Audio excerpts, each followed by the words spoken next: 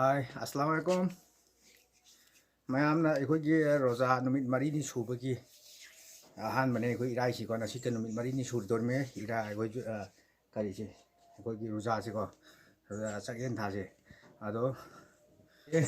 marini suban numit sita akhoi irai la irai ahan mane ado ne irai yaw rose mayam sai akhoi si mo lam ne akhoi atai sing no kai han pajama na pajama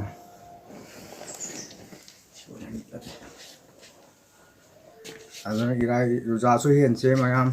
adagi tabak sugera suro gera roza di dum hela se ko ju tabak suri me ado roza hele sumain tor ga mayam roza hen da to bi gano roza se tham khak la ko si da chahi am tam khak la ko si ma roza hen se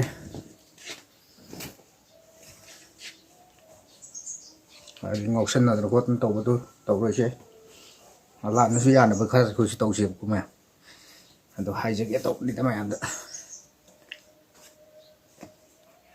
aja laure ung bal da lep ne ba ko gi ko adana